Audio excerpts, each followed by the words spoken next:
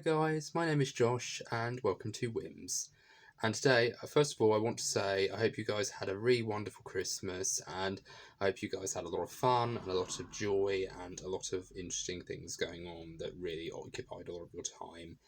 And I hope you'll have a wonderful and rather safe new year going forward. But today on WHIMS, I'm not going to be talking about a particular show or a particular idea. I'm more or less going to be, talking about a TV show. Well, it's kind of like a TV show. Well, the TV show that I'm talking about isn't what I'm actually talking about. I'm going to be talking about a sort of sister film or sister show or sister comic book that actually is good and actually does have some interesting things to say about the superhero genre. Kind of in the same vein as The Boys, but except with The Boys, it tends to think that, oh yeah, let's just be funny, let's just, show how gory and messed up and really crazy the world of superheroes would be if superheroes existed. But Watchmen, for one thing, has a little bit of something more on its mind, and that's why I'm going to be talking about its main flagship superhero, Dr. Manhattan. And I actually do really kind of hesitate whenever I call him a superhero, because he isn't really heroic. He's more an enigma inside of a nuclear coated blue. And his name, he first began life as a man called John Osterman, and he was a nuclear physicist. He basically, explored matter and explored all different aspects of atoms and matter and, all these different things that go around our atmosphere and go around our galaxies and other such things. And during the time before he became Dr. Manhattan, he was essentially the lead scientist in an experiment to create a nuclear reactor, which could basically, if the time ever arose, be handy during a war, an execution or a demonstration of war. This particular nuclear accelerator will be able to be used so that they could wipe out their enemies. The United States could wipe out their enemies. But while he is going back to the lab during one time when he's going home with his wife, he needs to go back into this nuclear reactor to get a watch. And a watch in the world of Watchmen is very important because it essentially ties into John Osterman's backstory where his father was a watchmaker. And the trick is he gets locked into this facility and he gets evaporated by a nuclear blast. So he's effectively dead, but he has also been reborn into this nuclear godlike figure known as Dr. Manhattan, named after the Manhattan Project, which is when the first nuclear bomb was sort of, proposed. And it's actually a very dark backstory because not only is Dr. Manhattan changed into this superhuman being, lots of people also consider him to a certain extent to be similar to God in the way he is actually depicted. He's often depicted wearing no clothes or literally just a loincloth or a black tuxedo suit. And he's actually very harmless, it seems. Like, he's very laid back. He's not someone who's quick to temper.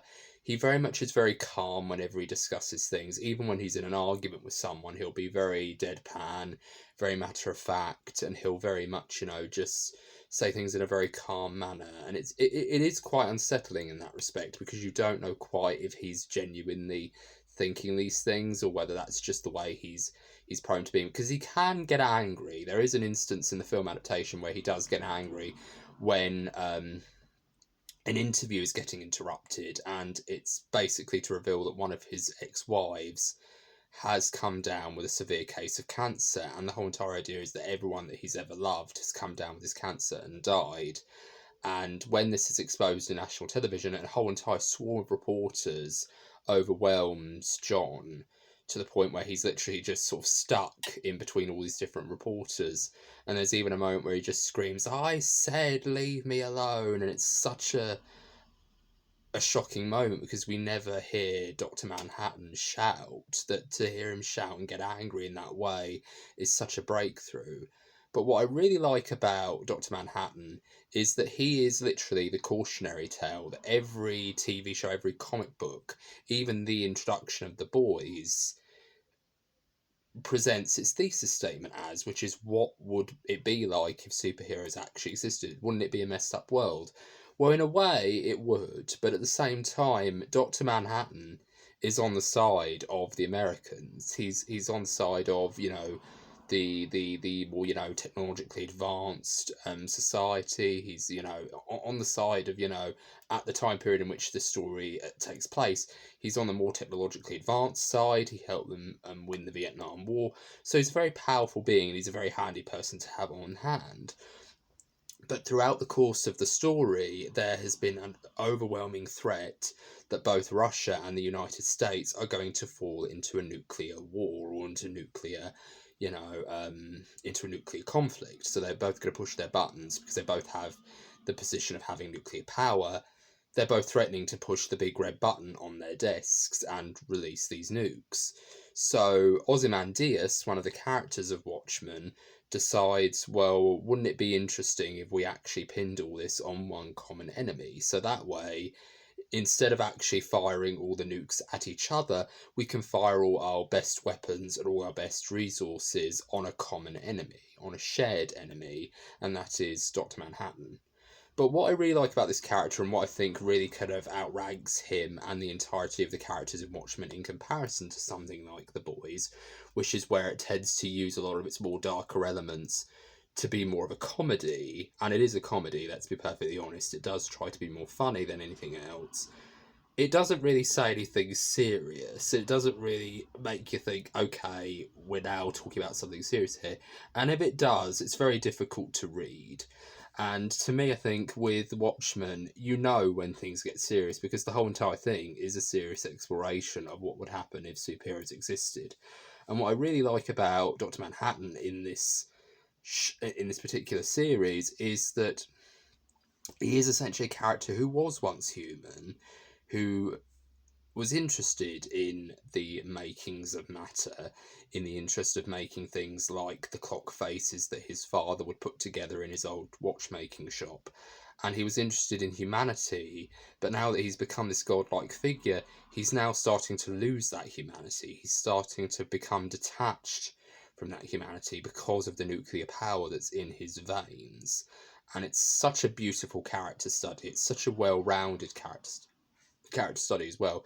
It literally is, if you had a Superman character, but you gave him more depth and you really could have made it like, oh, wouldn't it be messed up if this character was, a nuclear bomb, effectively? And that's effectively what Dr. Manhattan is. And of course, Superman has even been flirted has even people flirted with the idea for years that Superman would effectively kill the entire human race if he had the power to do so, but he decides to use his powers for good. So there's a lot of optimism with Superman, but with Dr. Manhattan there's no such optimism. He's quite happy to have Ozymandias accuse him of nuclear war and have the entire nuclear arsenal of both Russia and the world and, the United States point squarely at Dr. Manhattan, because Dr. Manhattan knows that humanity will always want to destroy itself. We always want to fight each other and destroy each other. So with this little white lie that we've got, we can just, simply say, okay, let's do this. And I really do like that about Watchmen. And what I really like about this particular story, aside from that certain Amazon TV series, is the characters may not be all that likable, but they are interesting, and I really do find I find myself really enjoying learning about Dr. Manhattan or Rorschach or Night Owl. Night Owl is probably the only character in the entirety of the Watchmen series who genuinely is likable, because he genuinely is someone who genuinely believes in the good of humanity, and he even says to one of the key characters in the story, whatever happened to the American dream? And this character known as the comedian says, well, the American dream was always here, you're looking at it. And it's like, but then it's to illustrate something that's quite dangerous, which is the idea of people basically being reprimanded and beaten the shit out of for rioting and protesting. And that's essentially what it all is. And it's a very depressing story, but it is very well written, and I feel like Alan Moore, who wrote this, did a much better job of really kind of illustrating what it would be like to have superheroes exist in this landscape during the mid 80s, and what it would be like to have these sorts of things. The sad thing about The Boys, when I watched it the first time, is my first impressions of it wasn't all that great, and I wasn't really all that kind to it when I thought about it in the grand scheme of things, because I just felt like it was preaching one idea, but it didn't want to go any further than that. And I think that's the whole entire point with Watchmen, is it really does make you think about the nature of good and evil, who are the villains, who are the heroes. Because if you really think about it, all the characters in Watchmen are presented as heroic, but they aren't really all that heroic, really. Because let's face it, Laurie, aka Silk Spectre, she's descended from her mother, who was the original Silk Spectre, but she doesn't really do anything with her powers. She's very much kind of, living in this sort of dependable relationship, when in reality she just basically doesn't know what she wants, and she realizes what she wants halfway through the story. So there's so many things going on with these characters. With Rorschach, he essentially is a murderous psychopath, but he is the most compelling character out of the bunch, because he is effectively us. Like, when he is confronted with a child murderer, he does what most of us would want to do to that child murderer if we ever got our hands on one, and he basically cleaves his head in two with a cleaver. And that's effectively what we all do, but he really is the most moral person in the entire story, which is when he finds out about the big plan. Spoiler alert for the entirety of Watchmen. But when he finds out about Ozymandias' big plan about involving Dr. Manhattan in nuclear war, he says this is ridiculous, the world needs to know the truth. And in response to this, Dr. Manhattan basically obliterates him, because he can't give up his emotional compass of, right is right and wrong is wrong. But in many ways, he is like a Rorschach test in itself, in the sense that you could read whatever you want into his philosophies. And that's the incredible thing, is no matter how many times I watch the Zack Snyder film, or I read the original graphic novel, I always get something out of it that really does make me think, okay, this is worth talking about. And I just really like this show, and I really would recommend it as one of the films and TV shows that I would recommend you watch if you're looking for something like The Boys, but also not so funny and much more, dark and grim. And it feels like it has a lot more in its mind than The Boys does. The Boys, for me, like I said, during my first watch, I wasn't really all that kind to it, and I kind of found it to be rather one note. And that tends to be what it is. And of course, when I did my research, I went, that's why I'm not really getting all that much out of it, because it was written by Eric Kripe, I think that's how you pronounce his surname, and he also did Supernatural, and he also did other shows like Timeless and various other shows of that nature. But he also co-wrote it or co-produced it with Seth Rogen and Evan Goldberg, who've done stuff like Superbad and Knocked Up and various other films, and all these other different films, and This Is the End as well as another one that they did.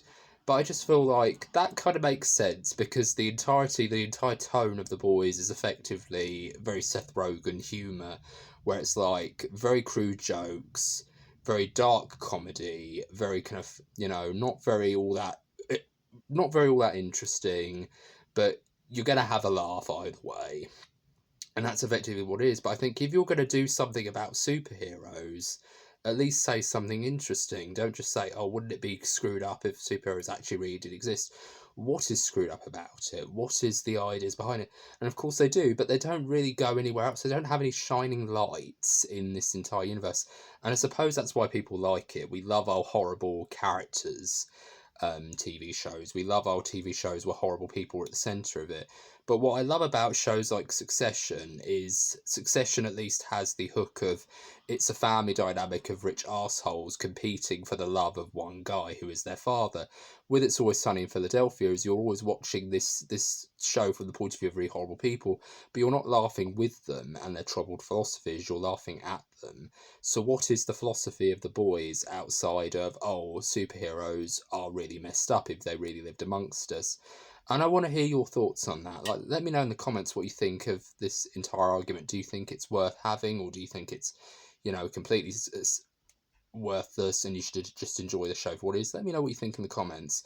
I hope you enjoyed this video, and I hope you're all having a very good day. And I want to wish you all a very, very happy new year going forward, and have a great 2024. This has been Josh with WHIMS, and take care and bye for now.